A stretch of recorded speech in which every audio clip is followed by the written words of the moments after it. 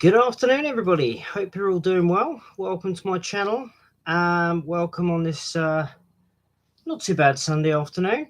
Yeah, I thought I'd do something a bit different this time. I haven't had a great car boots. I went today, didn't go yesterday, and don't really have anything to show.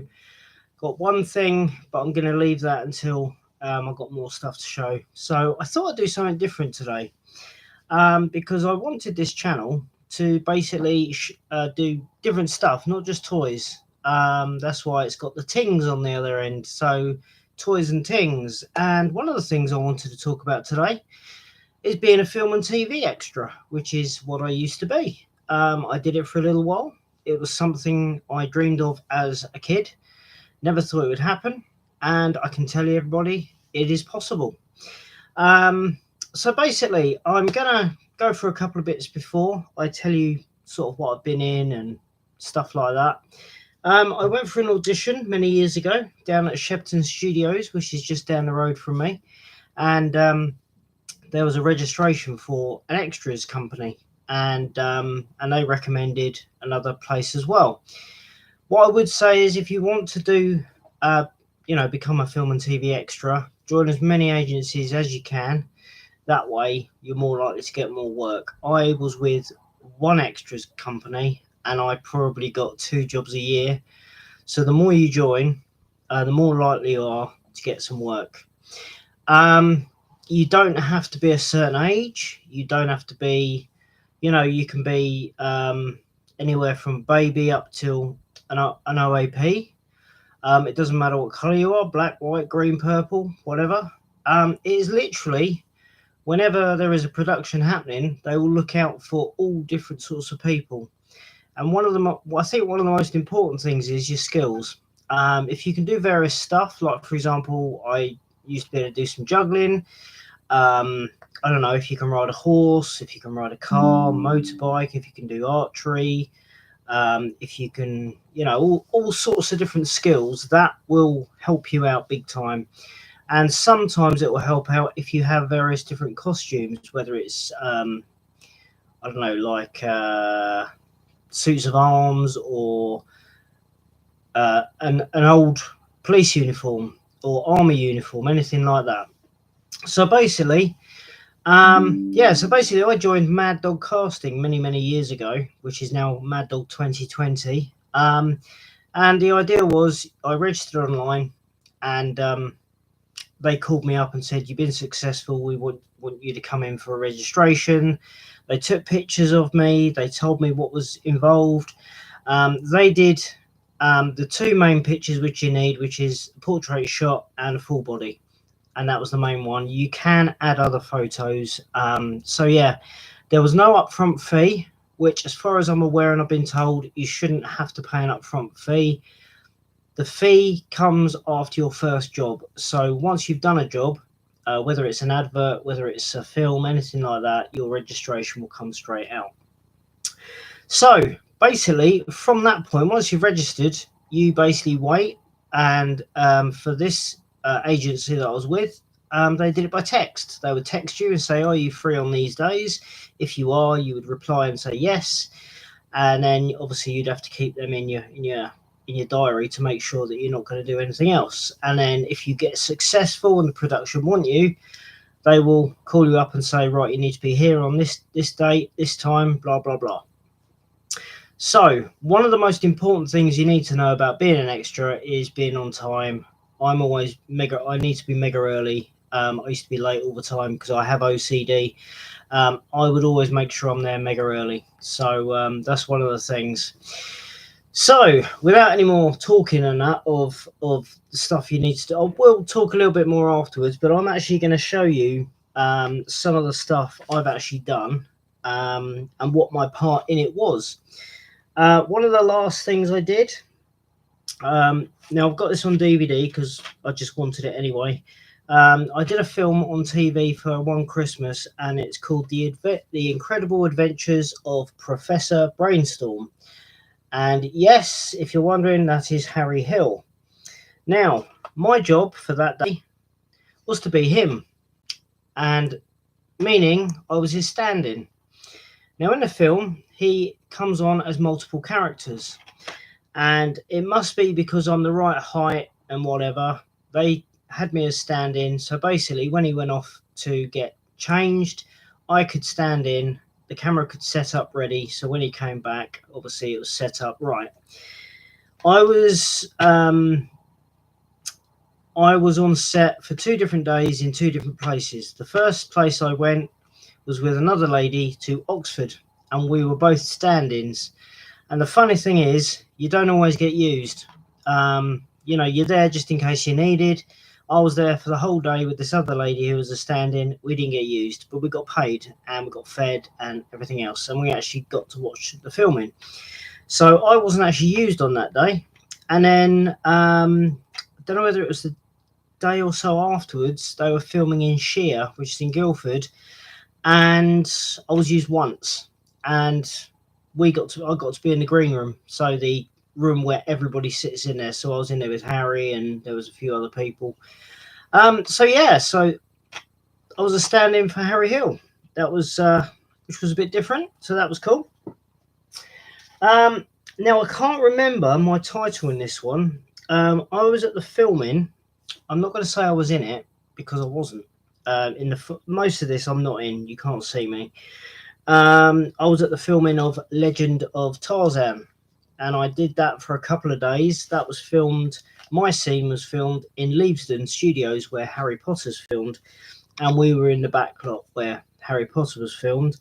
It was basically a village scene, and when the camera comes zooming out over this large bit of space, we're like a little square that's been added in, and there was a stampede and all sorts, and it was also the area where Margot Robbie got kidnapped and held in this building. And yeah, I was just basically like a village person, but I can't remember what the actual character is because you get given a character name. But yeah, that was pretty cool. I enjoyed that. Now the next thing I'm going to show you, this was filmed for a film festival. So it wasn't a massive budget. We filmed this down at the old Royal Naval College in London, where I filmed something else which is coming up, and they couldn't really pay to have the area shut off, so we had to film. We had to let people pass, then film, and so forth.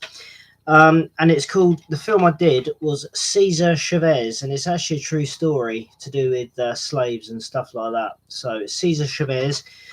It actually had Michael Pena in it, and he's been in quite a few films, and also America Ferrara, who was also in the latest Barbie. And she wasn't in it. The only person we had on set was Michael Pena, but he's been in quite a few things. But yeah, so again, wasn't in the final shot, but I was on set, so that was cool. The next one is, now this one is quite a low budget film, same as the next one I'm about to show you. These were filmed by, there's a gentleman down the road. Hi Roman, hope you're doing okay. Down the road from me is Staines upon Thames, and there's a chap down there who does, he basically went to a video club, and he's done a couple of different films, low budget ones. Doesn't matter if they're low budget, they're still films. They came out on DVD. And I think this is the second one I did with him. Yeah, it's called Kate's Chocolates. And part of this was filmed, if I remember right. Yeah, this was partly filmed in Spelthorne Council Hall. Yeah, because there was a scene in it where she was, I don't know if she was suing someone, I can't remember now. But yeah, so that was filmed in Staines upon Thames.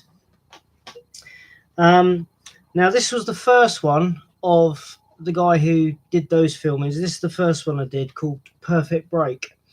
I think it was a friend of mine saw this chap in Staines, and he was like asking if people wanted to be an extra, and I just said yes. It wasn't paid because obviously it was low budget. Stars Jimmy White, John Virgo, John Altman, and Joe Rainbow.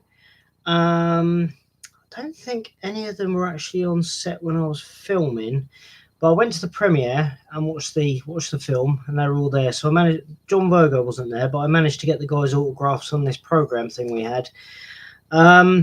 So yeah, so Perfect Break, and that was filmed at Feltham. Was it Feltham? Yeah, Feltham Ex-Servicemen's Club. They had a snooker table there, so they filmed it down there, which is cool. Now, one of the bigger films that I've managed to be in, my brother always says, oh, he's in Pirates of the Caribbean, so I just say yes. Again, I'm probably on the editor's floor. This was one of the big, well, this was probably the big one I did at the time that I was being an extra, and that's Pirates of the Caribbean on Stranger Tides.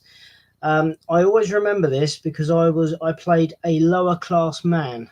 So, and that was filmed down at the old Royal Naval College in London. And, you know, done up and all that. Hi, Duff Man. Hope you're doing okay. Thanks for coming in. And thanks, Raymond, for still being on Instagram. Yeah, so I played a lower class man. The only person on set with us when we were filming, not all the days, was Johnny. We filmed about, I think it was 7 days, and obviously because it's filming, there was only like 30 seconds of, or maybe 40 seconds of it on the actual film. So yeah, so we even had one day where we couldn't film because it was raining so much. We were under a tent for the whole day. So so yeah, so Pirates of the Caribbean on Stranger Tides, that was an awesome experience.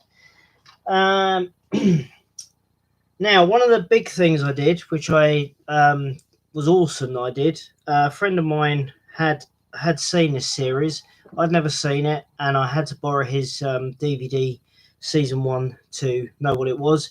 I haven't got the front cover at the moment, but Game of Thrones. I was down as a zombie. So my friends at the time said to me, right, I've got the box set. So I said, can I watch it so I know what I'm getting myself into?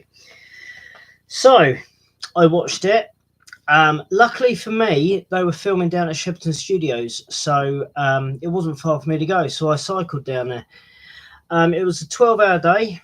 And all it was in a green screen studio. There were some rocks which were covered in white. And yeah, we had 2 horses on set.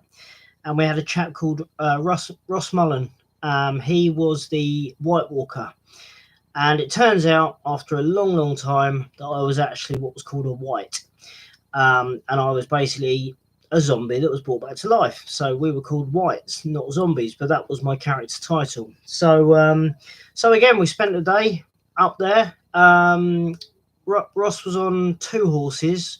So when you actually see the scene, he's on the front horse and the back horse. Even though it was filmed separately, it made it look as if there were 2 White Walkers.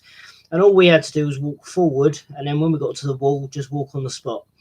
By the way, at this time, my hair was down to here. So I used to have long hair. And yeah, that was that's all we really had. I mean, we had a massive buffet. Most times when you do filming, they have a huge buffet where you can just help yourself to fruit and biscuits, tea, coffee, whatever you like. Allergies driving me mad today. Oh, sorry, Duff. Oh, I'm sorry to hear that. Oh, that's no good. Yeah, and the other thing that was awkward for us, really. Hi, Graham. Hope you're doing okay. The other thing that was awkward for us was we were given weapons we were using on set, and I had a sword and I had a spear. The spear was completely fake. The sword was made of metal. We weren't allowed to take the sword out for lunch, so we had to sit down and kind of, you know. But yeah, so that's basically what I used to do. I'd like to get back into it at some point, but yeah. But all I'd say is, you know, if anyone thinks, oh no, I wouldn't be able to do that, anybody can do it. If you really want to do it, you just sign up with an agency. It is something you have to register as self-employed, and you would have to do your own paperwork and stuff like that. But it is the amount of people you meet, the experience you have on set, and seeing various different stuff is amazing. Okay, just to let you know of some agencies which I know about. Now, I used to be part of Mad Dog Casting, which is now called Mad Dog 2020. There is also a company called Ray Knight. I know that's a pretty big agency because they do EastEnders, Holby, and quite a few other big ones. So that's a good one to be with. Now, I believe the next one is Rachel's Friends, which is not fairly new now, but I'd never heard of it before. Casting Collective. Yeah, so they're the kind of main agencies. There probably are loads more out there, but they're the ones that I know of.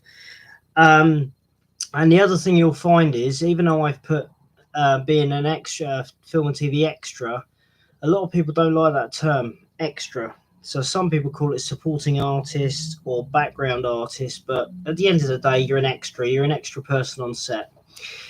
Another big thing I would say that is, if you are wanting to be an extra, one big thing you need is patience. You need a lot of patience because, like I said, when I did Pirates, we were in a tent for like the whole day. We couldn't do anything, and you're just going to be sitting around doing nothing. Sometimes you might have a pocket or something you can put like a book in, or a puzzle book or anything like that.